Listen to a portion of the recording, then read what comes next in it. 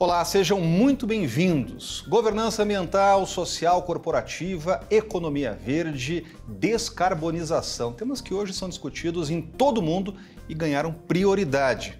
Como está o Brasil inserido nesse debate? Qual é o potencial do país para liderar essa discussão mundial? E qual o impacto na nossa produção?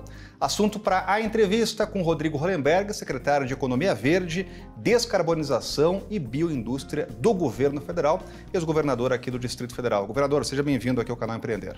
Olá, é uma alegria muito grande poder estar aqui compartilhando esse momento com vocês. Agora, governador, a gente falava do potencial, né? Qual é o potencial hoje do Brasil nessa pauta que a gente sabe que ganhou prioridade em todo o mundo? Rodrigo, eu tenho convicção que o Brasil pode assumir uma liderança mundial nessa nova economia, numa economia de baixo carbono, numa economia verde. Nós temos aqui a maior biodiversidade do planeta, nós temos uma grande disponibilidade de biomassa, nós temos uma matriz energética limpa em comparação ao restante do mundo, uma matriz em expansão, e temos uma agenda legislativa que, se a gente focar nela, diria que qual é o país do mundo que pode chegar na COP no final do ano em Dubai com essa agenda: mercado regulado de carbono aprovado, eólicas offshore aprovado, o combustível do futuro que regulamenta o diesel verde, o novo Rota 2030 com foco na eficiência energética e na descarbonização, o combustível sustentável de aviação, a captura e estocagem de carbono, o aumento da mistura do etanol de 27% para 30% na gasolina, o aumento da mistura de biodiesel, que já está em 12%, vai para 15%, pode ir para 20%, a regulamentação do hidrogênio, além de ser o país com a maior floresta tropical mega diversa do planeta, com uma redução significativa do desmatamento, 12% da água do planeta e democracia. Há uma convergência muito grande em torno dessa agenda, todos os setores econômicos ganham com essa agenda. Se a gente focar nessa agenda legislativa, a gente tem condições de aprová-la até o final do ano, e eu tenho convicção que, se o Brasil se apresentar para o mundo dessa forma, nós vamos atrair muitos investimentos diretos e muitos investimentos de fundos internacionais que querem investir na transição energética. Agora, governador, o senhor teve experiência já nas duas casas do parlamento, né? Pela sua vivência, há um clima favorável hoje para avançar com essa agenda legislativa? Eu pergunto porque tem outros temas importantes na pauta: reforma tributária, arcabouço fiscal, né? Tem alguns projetos que estão aí à véspera da votação. Tem clima para avançar com esse tema até o fim do ano? Total clima, e já tivemos manifestações do presidente do Senado, que vai priorizar agora o mercado de carbono, e do presidente da Câmara, que vai priorizar agora, depois da votação do arcabouço fiscal, a votação dos projetos de transição energética. Por outro lado, nós temos o presidente Lula, que inegavelmente exerce uma liderança mundial e trouxe esse tema para a centralidade do debate econômico. Nós temos o vice-presidente da República, o ministro Geraldo Alckmin, que colocou o tema da neoindustrialização como uma prioridade da sua pasta. A neoindustrialização, em grande parte, ela está assentada nessa transição energética. Nós temos um ministro da Fazenda, Fernando Haddad, que colocou a transição ecológica como a política econômica do governo. E temos os setores, tanto da sociedade civil como do setor produtivo, ávidos por essa agenda, em função das oportunidades que ela cria para o Brasil. Então, assim, eu digo assim, isso é uma corrida.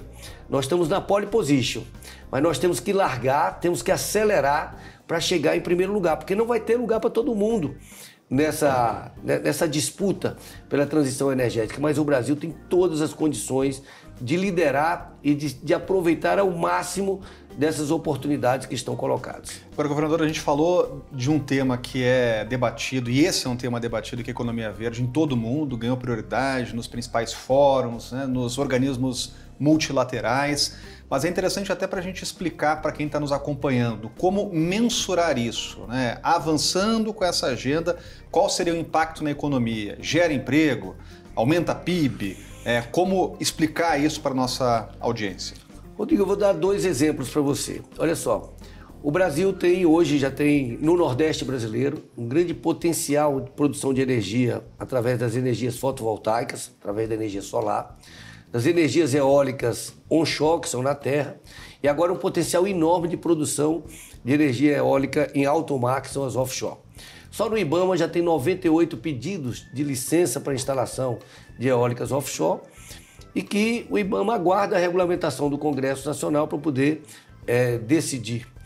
Com a produção de eólicas offshore, onshore, com essa energia limpa que você tem no Nordeste brasileiro, você pode produzir o hidrogênio verde, o hidrogênio de baixo carbono, que pode ser exportado e, ao mesmo tempo, você pode utilizar todo esse processo para atrair as empresas, a cadeia produtiva de insumos, de suprimentos, de aerogeradores, de eletrolisadores, ao mesmo tempo atrair as empresas intensivas em energia para produzir o aço verde, o cimento verde, o fertilizante verde, e uma oportunidade única na história do Brasil de promover a industrialização do Nordeste brasileiro, criando empregos qualificados, gerando renda, gerando melhoria da qualidade de vida da nossa população. Se a gente partir para o SAF, que é o combustível sustentável de aviação, hoje, pelos mandatos que as empresas aéreas têm de redução das emissões, elas têm que substituir paulatinamente o querosene de aviação pelo combustível sustentável de aviação, que é de uma fonte renovável, um biocombustível. Hoje, esse uso está em torno de 300, 400 milhões de litros de SAF por ano. A estimativa é que em 2027 essas empresas já precisam utilizar em torno de 4 bilhões e 500 milhões de litros de combustível sustentável de aviação. Qual é o país que tem a capacidade, tem experiência em biocombustíveis e tem capacidade de suprir essa demanda, gerando empregos e mais, utilizando áreas de pastagens degradadas, e que além de produzir um combustível a partir de uma fonte renovável, também vai participar do mercado de carbono, gerando créditos a partir da produção de biomassa nessas áreas. Então são oportunidades gigantescas que o Brasil tem nessa transição energética, mas eu poderia falar de várias outras, da produção de hidrogênio através da reforma do etanol, e utilizando esse hidrogênio para descarbonizar as plantas industriais, os parques industriais no Sudeste brasileiro, a produção de biometano, de biogás, através das tecnologias já desenvolvidas. Hoje, a produção de etanol brasileiro, você já produz etanol de primeira e de segunda geração, você já faz a cogeração de energia elétrica, você produz o biometano através da vinhaça, produz um conjunto de outros produtos de bioinsumos, biofertilizantes, bioplásticos, através das fermentações de alta precisão. Então é um universo de possibilidades que o Brasil tem a partir dessa transição energética que nenhum outro país do mundo tem. Agora, é importante que a gente possa focar nessa agenda para que a gente possa acelerar ao máximo possível todos os benefícios que ela pode trazer. Agora, governador, a gente fala aqui em transformação, até numa revolução verde. Agora, para que isso aconteça, tem que ter o apoio do setor produtivo, porque tem que ter uma mudança de cultura também dos nossos setores, né? Como é que está o diálogo hoje com o setor produtivo e o setor está preparado para essa transformação? Eu diria mais, o setor está preparado, está ávido por essa regulamentação. A gente tem recebido grandes empresas permanentemente no Ministério solicitando que o primeiro passo é o passo da regulamentação, que ela vai dar sinais muito claros para o mercado interno e para o mercado externo do posicionamento que o Brasil está se colocando. Por exemplo, o mercado regulado de carbono. Logo que nós entramos lá na Secretaria, nós fomos procurados pelo setor produtivo, CNI, CEBEDES, as entidades representativas dos setores intensivos em energia interessados na regulamentação do mercado de carbono. E nós começamos a trabalhar nisso, depois passamos a nos reunir semanalmente 10 ministérios para a construção dessa proposta. No âmbito do MDIC, permanentemente, sistematicamente, a gente ouvia o setor produtivo através dessas entidades e hoje nós temos um projeto pronto. Ontem ele foi apresentado ao Conselhão, o Conselhão fez as últimas observações e esse projeto já tramitará no Senado Federal.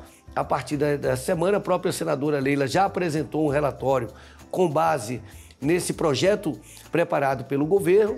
Certamente, depois das contribuições do Conselhão, vai receber mais alguns aperfeiçoamentos, mas estão todos convergentes de que é fundamental o Brasil aprovar um mercado de carbono que tenha interoperabilidade com os mercados internacionais, porque isso vai trazer inúmeras oportunidades para o Brasil, inclusive contribuindo para viabilizar economicamente esses outros projetos, porque todos esses projetos de eólicas offshore, de produção de hidrogênio, de energia solar, de energia de biometano, então todos eles trazem consigo essa característica fundamental nos tempos de hoje, que é a redução das emissões de gases de efeito estufa. A gente está falando aqui sobre economia verde, descarbonização, bioindústria, potenciais para o Brasil, agenda legislativa, possibilidades de mudanças aí importantes na nossa legislação. Muitos assuntos para a gente continuar tratando aqui depois de um rápido intervalo com o Rodrigo Hollenberg, ex-governador de Brasília, secretário de Economia Verde do Ministério da Indústria e Comércio, o MDIC. Então não saia daí, a gente volta logo depois de um rápido intervalo. Voltamos já.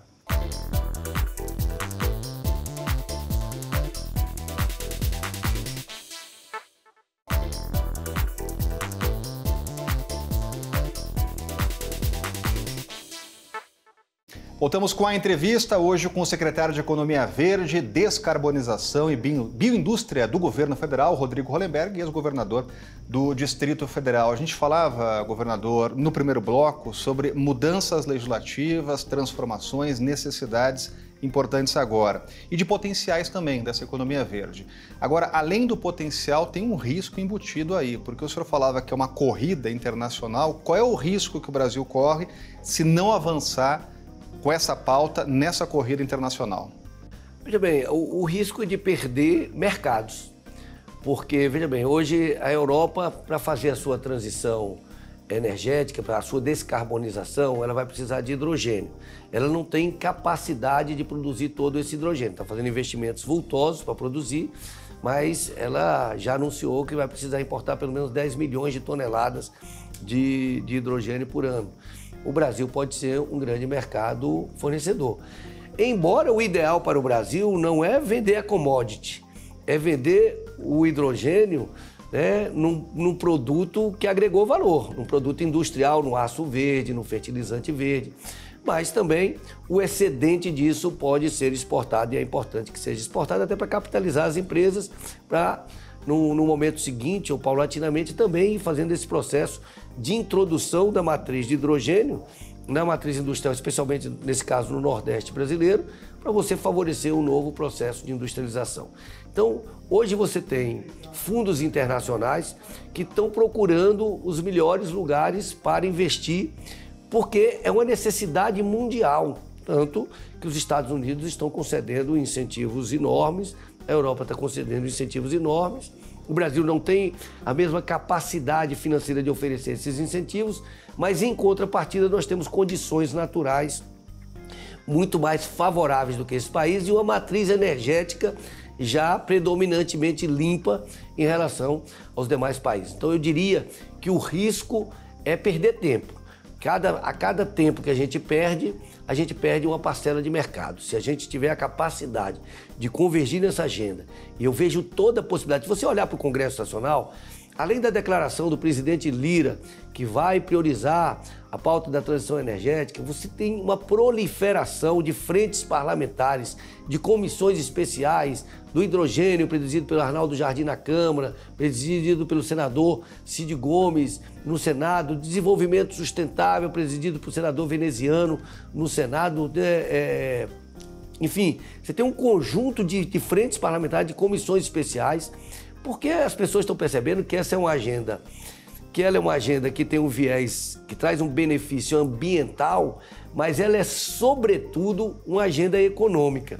E a gente supera um paradigma que até algum tempo atrás o desenvolvimento poderia ali, o desenvolvimento tradicional, ter alguma incompatibilidade com o meio ambiente, e agora é o seguinte, na verdade, esse modelo de desenvolvimento, ele contribui necessariamente para melhorar o meio ambiente. O desenvolvimento econômico melhora o meio ambiente. Então, é a grande oportunidade do Brasil. Agora, quando a gente fala de economia verde, governador, e também de uma corrida internacional, a gente tem que falar da nossa Amazônia, né? Porque é o nosso grande diferencial. A gente teve, inclusive, recentemente com o seu colega, o secretário Milton Coelho, ele falava das oportunidades e potenciais daqueles produtos de indicação geográfica, de denominação de origem, exportação para o exterior, agregando valor, colocando a marca da Amazônia para a economia verde, né? Essa pauta internacional. Qual é o diferencial do Brasil em se tratando de Amazônia? Olha, a Amazônia tem a maior biodiversidade do planeta. Nós temos que transformar essa biodiversidade em produtos e negócios que tragam benefícios para as comunidades locais e gerem riqueza, gerem negócios.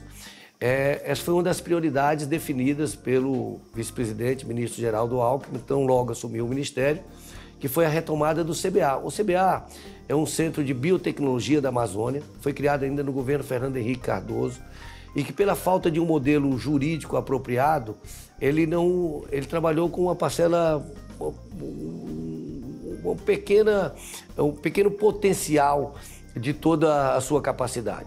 Agora, com a nova personalidade jurídica, uma organização social qualificada pelo presidente Lula, já fizemos o contrato de gestão, eu sou presidente do Conselho de Administração, já elegemos a diretoria, e ele tem agora como objetivo desenvolver produtos e negócios a partir da biodiversidade.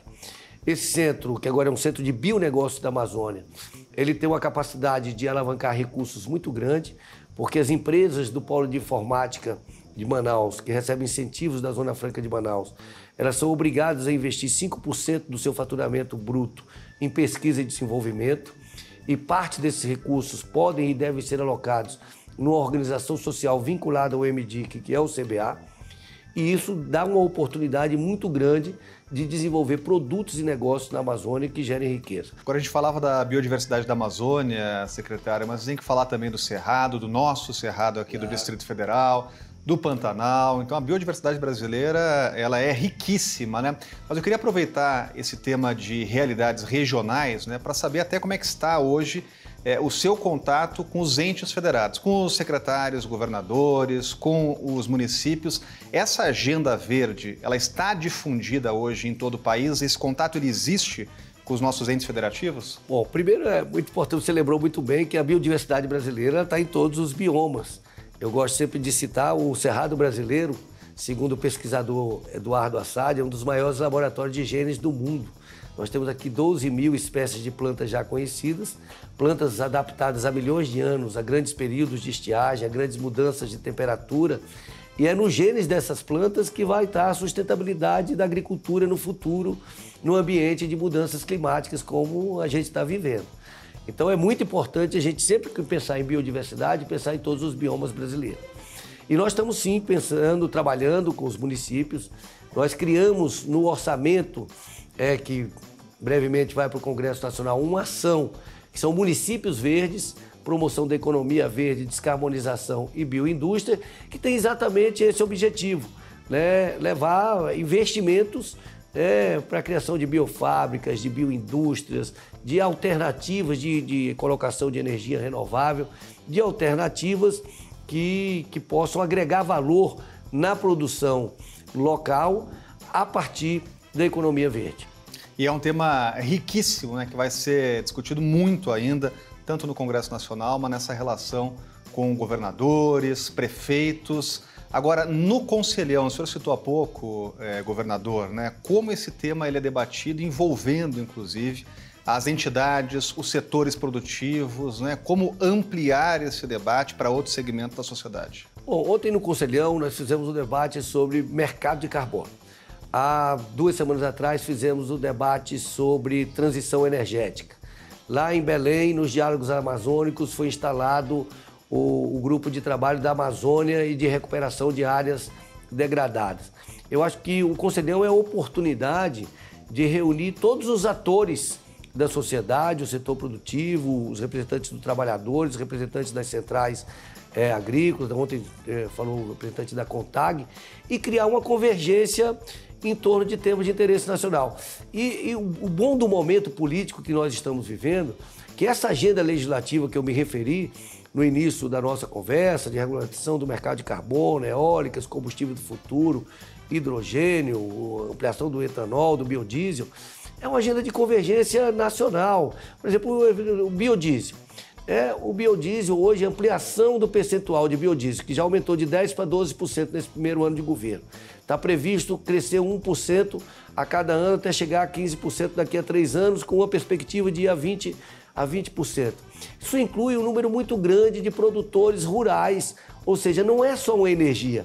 Além do biodiesel, ele não emitir gases tóxicos que fazem mal à saúde, ou seja, você substitui uma emissão que, além de ser um gás de efeito estufa, ela produz um efeito negativo para a saúde, você está gerando emprego na agricultura familiar. Isso é um exemplo claro de uma economia de impacto ambiental, de impacto social, que traz inúmeros benefícios para o país. Agora, é interessante, governador, o senhor citava a pauta de convergência e até esse antagonismo que por muito tempo existiu aí entre o agronegócio e o meio ambiente. O senhor estava às frentes, por exemplo, do Congresso Nacional, frente da agropecuária, FPA, né? Teve embates históricos com a frente do meio ambiente, né? O que mudou aí? Qual foi essa chave que virou, que agora estão conversando mais e estão encontrando essa convergência? Eu acho que é um caminho para o centro de ambos os setores e essa percepção que hoje o mundo exige uma pauta econômica vinculada à pauta ambiental. Então nós criamos e é uma pauta que traz uma oportunidade política fantástica de unificar o país. Ou seja, essa é uma agenda de nação, não é uma agenda do partido A ou de partido B. Eu gosto de dar um exemplo que a aprovação das eólicas offshore no Senado Federal é um projeto de autoria do senador Jean Paul Prats, que era um senador do PT, e foi relatado pelo senador Carlos Portinho, que era um senador do PL. E foi um projeto que foi aprovado por unanimidade.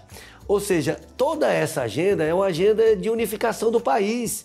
E esse é o outro grande, além de trazer um benefício econômico enorme, é uma agenda que, eu diria que pacifica o país a partir de uma agenda econômica. Agora, governador, ao priorizar essa agenda, né, em que posição o Brasil se coloca, por exemplo, em organismos internacionais? O presidente Lula tem viajado, BRICS, na África do Sul, né, tem uma agenda extensa aí de participação e prioridade nesses debates de organismos internacionais. Ao priorizar a economia verde, em que patamar coloca o Brasil nessa discussão internacional? Coloca o Brasil com uma grande liderança mundial.